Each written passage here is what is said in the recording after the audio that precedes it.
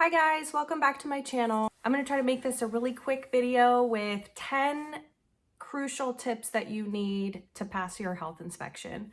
Not every single one of them is going to be a requirement in your state or your county. This is the 10 things that I absolutely have to pass my health inspection for my hot dog cart in my county in California. I'm talking about stuff that in general, if you miss these, it's an automatic fail or an automatic retest or reinspection. So I'm going to start first with hot water. You have to have a water heater that pours hot water from your hand wash sink at a temperature of 120 degrees minimum. It can be hotter than that, but I mean, it doesn't have to be way hot. Obviously, you don't want to scald your hands when you're washing your hands. So hot water of 120 degrees or higher. And that leads us to the next one, number 2, which is a hand wash sink. So you have to have a place to wash your hands.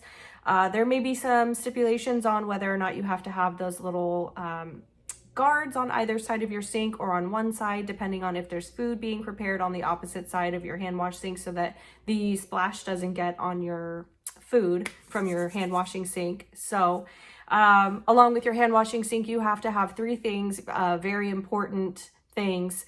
That is mounted soap dispenser, mounted paper towels, and a trash receptacle to throw away your paper towels when you're done drying your hands. Those 3 things need to be next to your hand wash sink. If you miss any of those, automatic fail. So moving on to number 3, where the water comes from, your freshwater tank. For my hot dog cart, the minimum is 5 gallons. I have to have a 5-gallon freshwater tank. Number 4, a wastewater tank, which has to be 150% of the size of your freshwater tank. They always allow for a little bit of extra water just in case you maybe brought another water receptacle and you are washing your hands and you're using the water that you brought in your freshwater tank. They just want to make sure that you have a wastewater tank that's 150% of the size of your freshwater tank, and it has to be like one continuous flowing thing. For example, I have a 5-gallon freshwater tank and I tried to use 2 5-gallon buckets for my wastewater tanks, but I was told that that will not work. You do have to have a continuous flow of 150%, meaning for my 5-gallon tank, I have to have a 7.5-gallon wastewater tank that flows continuously without having to change out the buckets. So in order to get the figure, the 150% of your freshwater tank, you can multiply the size of your freshwater tank by 1.5, and that will get you the size of the wastewater tank that you have to have.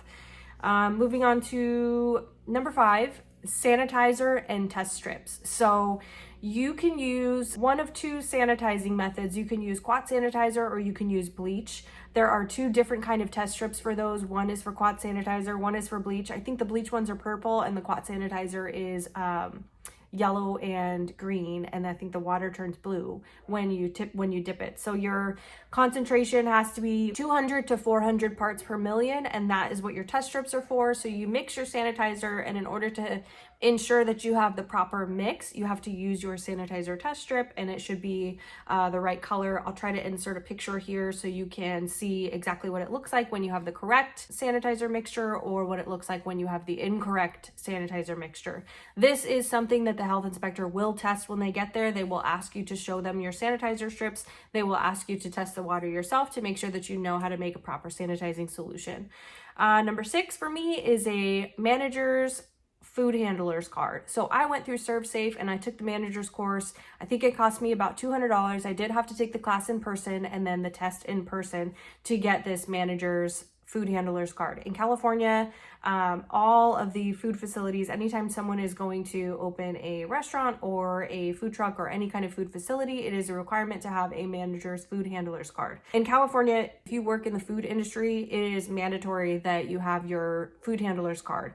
Not necessarily the manager's card, but you do have to have a ServSafe certificate or a comparable company's certificate to be able to be employed at a food establishment. So I don't think it's like that across all 50 states, but I would imagine, because as California goes, so goes the rest of the country. I would imagine that that's going to be a requirement sometime soon.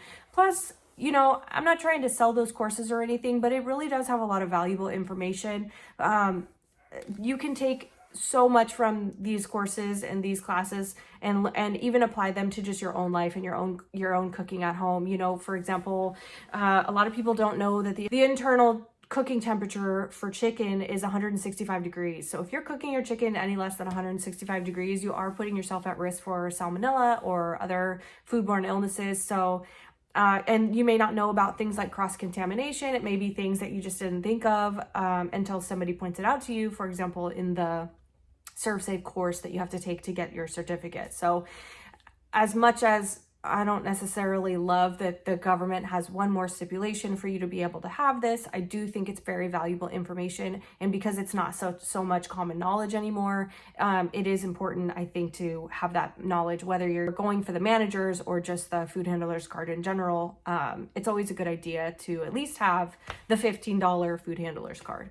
Number 7, they will test your cooking equipment. For me, it is direct heat on a steam pan. We have a gas burner and that boils our water. I usually bring it all the way up to boiling and just leave it, turn it off and leave it for them to inspect the temperature. I believe your cooking equipment, it depends on the food that you're serving, right? For me, I'm cooking hot dogs, they're already cooked. Every time I heat a hot dog, technically I am reheating an already cooked food, which means that my cooking equipment has to reach a temperature of 135 degrees to be able to serve that food. Personally, I like to heat it a little bit hotter. I like to serve my food between 150 and 160 because I think that that is hot enough for most people and not too hot for most people. But 135 is a little low. Some people you're gonna get, if they eat their hot dog at 135 degrees, a couple people are gonna say, oh, this isn't really hot enough. So I find that 150, 160 is a better cooking range for me, but in terms of health inspection, it just needs to be at 135 at a minimum. Number 8, enclosed cooking. For my cart, we have a plexiglass enclosure with a door that closes and opens so that our steam pans are enclosed and protected from the elements, such as rain or leaves, or, you never know what you're gonna park next to. Sometimes it's bugs. We just, we have to have it inside this plexiglass enclosure with lids on every pan to make sure that our food is protected from the elements while we're serving. Number 9, this is kind of a gray area or a controversial topic, I'll say. So if you're going to be serving potentially hazardous foods, you have to have a 3-compartment sink. On our hot dog cart, we do not serve any potentially hazardous foods. All of our foods are non-potentially hazardous. However, you get into things like sliced tomatoes or chili or cheese, and those are potentially hazardous foods. So along with that, you have to have your 3-compartment sink as a way to wash your cooking utensils. So technically, if you're serving anything that's considered a potentially hazardous food, you do have to have a 3-compartment sink. Our cart does not have one because we are not serving any potentially hazardous foods. We serve nothing but hot dogs and sliced chopped onions. Why sliced chopped onions are not a potentially hazardous food and sliced tomatoes are, I couldn't tell you. I wish I knew. Maybe I could do some more research and find the answer, but as far as the health department is concerned, chopped onions are not a potentially hazardous food and sliced tomatoes are. Even another one that blows my mind is that canned chili or canned nacho cheese is a potentially hazardous food, whereas something that is actual cut produce that can gather bacteria much quicker than something like canned chili or heated nacho cheese. I wish I could understand the thought process behind it. Maybe somebody will explain it to me one day and I'll understand. But as far as the health department is concerned, look up your list of potentially hazardous and non-potentially hazardous foods. And if you are not serving non-potentially hazardous, you do not need a 3-compartment sink. That is my understanding of the matter based on the Cal Code and the research that I've done and questions that I've asked my health inspector. Number 10 is different in a lot of states. Here in California, it is required. You have to have mechanical refrigeration. My refrigerator is an NSF certified beverage fridge that I keep my food in. Some places would not allow a beverage fridge, even if it is NSF certified. I'm not really sure why. I don't know what the difference is. As long as it's 40 degrees and below, I don't know what the difference is between a fridge that holds beverages and a fridge that holds foods. I don't know why one wouldn't be acceptable and to use for the other. I could understand if you were keeping food in a beverage fridge and the food was contaminating the beverages, or the other way around, but I only use this fridge for food, and thankfully my health inspector is okay with my beverage fridge. It does reach 40 degrees and below.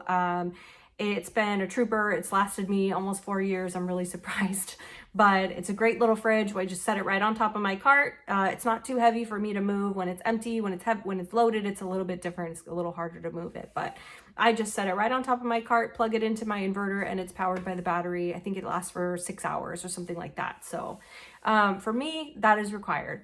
And certain other counties, my understanding is you can use a cooler with ice. If that's acceptable in your county, please do it. I hope you do, so you don't have to buy a $1,200 3 cubic foot fridge. It's really ridiculous, but that's what California requires. If the only exception to this rule is if we were going to show up to an event and cook every single item of food that we brought immediately, that is the only way we could get away with not having a fridge on our facility. So those are 10 crucial things that you need to pass your health inspection. If you're at this stage where you're watching this video, these 10 are pretty helpful things that you can have. Maybe you lined up all your ducks and you realize there's something on this list you didn't do, and maybe there's something on this list that your county doesn't require, but this is based on my experience and the things that I had to have with my hot dog cart to be able to pass my health inspection. I'd be really surprised if you had all 10 of these things and something else failed you. I hope this video is helpful. If you enjoyed it, please like and subscribe. As always, thanks for watching. If there's anything I missed, be sure to leave it in the comments, or something you didn't know about, or any other questions about the health inspection process. Please sound off in the comments. I'd love to hear what you think. I'd love to know about some differences in your counties. I'd love to hear what your solutions are for keeping your food cold if you don't have refrigeration isn't required in your county. Tell me all about it. I'd love to hear it. And again, thanks for watching. Please like this video and subscribe to my channel. We plan to keep you updated on all of our antics. We have a few exciting events coming up. We'll see you next time.